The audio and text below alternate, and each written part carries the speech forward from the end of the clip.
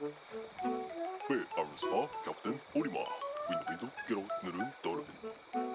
Be Liberi, Potekede, Toskus, Toppa, Caparastin, Shirokero. Kapavci, Skus, Shakanahi, Benepu, Tatatun, Fastfa, Shirokero. Benepe, Tex, Window, Skus, Liberi.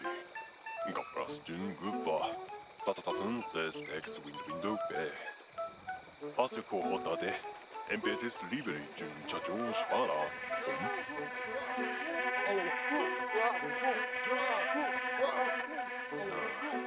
Spanahi, Toskus, Tosanahi, Potekede, Lui.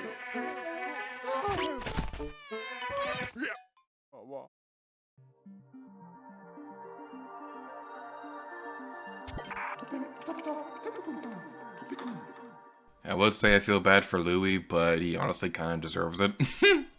Hello everybody, it's here to you, and welcome back to Let's Play Pikmin 3 Side Stories. In today's episode, we're going to be exploring my favorite location in Pikmin 3. I'm so excited! Now, you'd think that, with this being my favorite location in the game, that this would be something that I remember the name of, but unfortunately that's not the case because my memory is terrible. So, this area, one thing I want to say real quick is those Olimar cutscenes at the beginning of each of these levels, they were actually in the Wii U version. Those were not made specifically for the Switch port. So, the interesting thing is that to access them on the Wii U version, it was kind of silly how you did it. So, on the Wii U version, basically what you had to do was that you had to find data files that had number combinations, and then you'd input those number combinations on a Wii U exclusive internet browser. And that would trigger a random cutscene that with Olimar that we've been seeing throughout these side stories. I believe the one that showed up at the beginning of this video, I believe that's the one that showed up during the Let's Play. But it's going to be kind of interesting because I don't think I ever got the chance to demonstrate the other ones during the main series. So we get that opportunity now, and it's going to be pretty fun. So we'll take care of that, and then we'll go over this way, throw some Pikmin onto the Bulb over there. Now, unfortunately, this game, the sides... I threw 3 Pikmin over there! I know I tapped the button 3 times. Okay, so, yeah. The weird thing about the side stories is that you can't grow more Pikmin, you can only find ones in the wild, and that's kind of what you have to work with. So it kind of goes the Hey Pikmin route with how it handles getting more Pikmin and things like that, which is a little bit weird, but I can understand that they want you to focus on actually gathering the treasures rather than growing your Pikmin army because you're not going to be using them in the next level. So we'll go over this way. Gather some more Pikmin. And I gotta say, I did praise in the previous episode that it was kind of cool. We'll take care of this Amperat thingy. I think that's what its name is. Again, with the thing that I mentioned in the previous episode about the giant fruit appearing on these tiny enemies. That's kind of cute. Let's charge all the Pikmin. Alrighty then. So yeah, one thing I praised in the previous episode, in the first episode, was that I liked the fact that they made physical changes to the environment, but now I'm noticing that most of them are just these cinder block things that are blocking off areas that you can explore in the main game.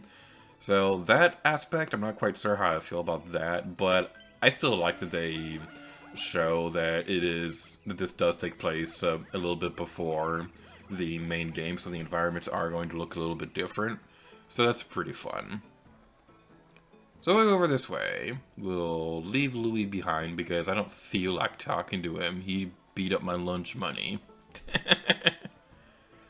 Alright then, so we'll go over this way. Why are they... okay, I see. The fish probably ate one of my Pikmin. Oh, we lost a Pikmin. That's sad.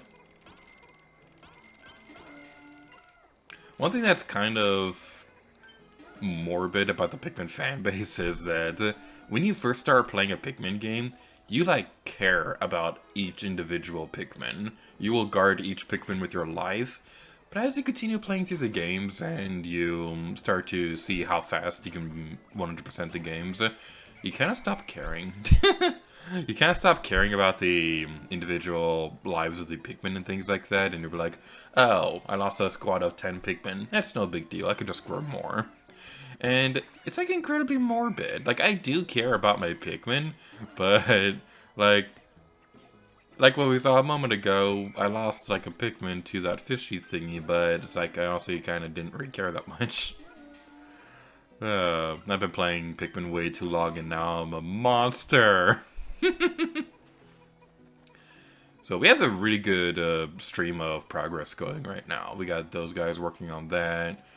We got the Pikmin over here working on the grapes. So let's take care of these guys. We can probably attack that guy so we can get some more nectar. It's not going to be that important because we can't take these Pikmin with us to the next level. It didn't even drop any nectar! That's rude. Oh, it did drop one tiny little thing. I suppose it's better than nothing. So we go over here and there's a corpse that I missed. Let's throw some Pikmin onto that. And there's another bad guy down there. Okay, so let's switch over to Louie because you're gonna have all the blues with you. And get rid of everybody else. And that, now I will say, the way the whistle works in this game, it takes a little bit of getting used to. But I'm starting to get used to the fact that when you disband your squad, it gets rid of everybody but the Pikmin type that you have currently selected. So that is something that's taking some getting used to, but the more that I'm playing this version of the game, the more I'm liking that. So yeah, this is something that I'm definitely having to get used to, but it's pretty fun. I feel like that's the common trend throughout the entirety of Pikmin 3 Deluxe, to be honest, because like, I've been playing Pikmin for a very long time, so little things here and there are throwing me off. Like the fact that the whistle button isn't ZR when it was the B button on the Wii remote. But this is still a really great game for newcomers if you've never played a Pikmin game before. It's also like the best newcomer-friendly one too, because there's just so many quality of life improvements that can make playing through these games a lot less stressful than it would be if you were playing any of the other Pikmin games for the first time. Okay, we're missing something. We are missing something. It looks like there's a thing over there. Okay. So, luckily we have plenty of time.